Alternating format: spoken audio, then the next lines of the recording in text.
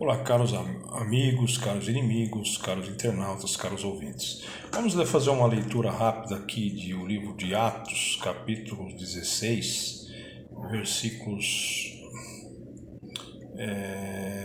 16 e em diante, alguns versículos após o 16. E aconteceu que, indo nós à oração, nos saiu ao encontro uma jovem que tinha espírito de adivinhação, a qual, adivinhando, dava grande lucro aos seus senhores.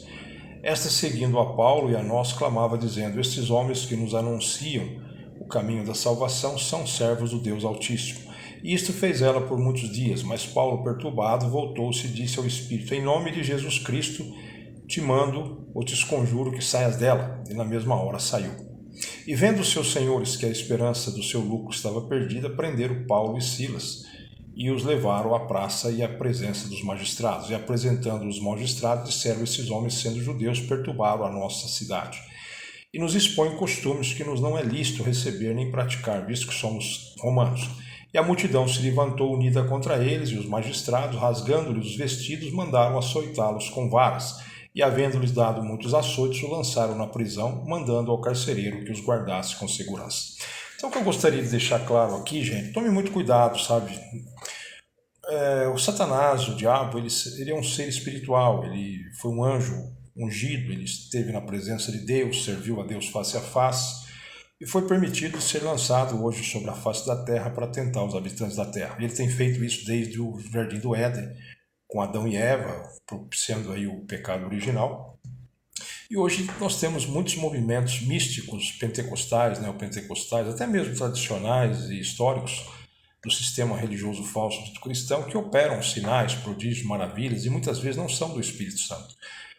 São sinais, prodígios da mentira, do espírito do engano, de doutrinas de demônios, ensinos de demônios, manifestações místicas, manifestações satânicas, demoníacas. E essas pessoas trazem profetadas, vidências, adivinhações, prognósticos, vaticínios e coisas desse tipo, coisas que não tem nada a ver com as grandes profecias e verdades contidas nas escrituras sagradas de Gênesis ou Apocalipse, criando até um mesmo outro evangelho. E essas pessoas com essas profetadas e labaracheias, não sei o quê, estou vendo chave de casa, chave de mansão, porta de emprego, acabam enchendo as casas, e isso traz muito dinheiro, muitas ofertas, dízimos, doações para as denominações religiosas e, consequentemente, para os seus líderes religiosos falsos.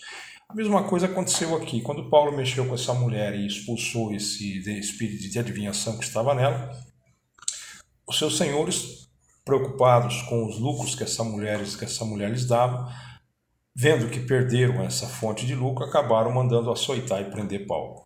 Hoje é a mesma coisa. Se você for mexer com essas instituições religiosas, que muitas vezes dizem estar sendo usadas pelo Espírito Santo nesses púlpitos e não estão, você vai criar um grande problema. Eles vão se levantar contra você, vai se unir ao poder, ao sistema político corrupto, ao sistema religioso falso dito cristão, até mesmo legislativo, judiciário, executivo, vão se insurgir contra você.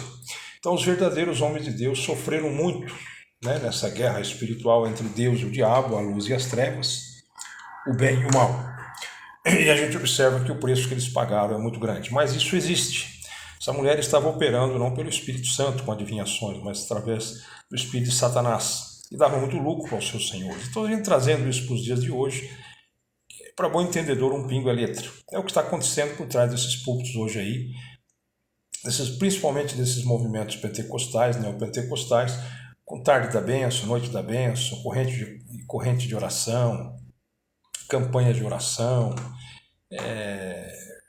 votos com Deus e tantas outras coisas mais, Adivinhação de chave de casa, chave de carro, chave de casamento, chave de porta de emprego, isso tudo não tem a ver com profecias bíblicas, gente.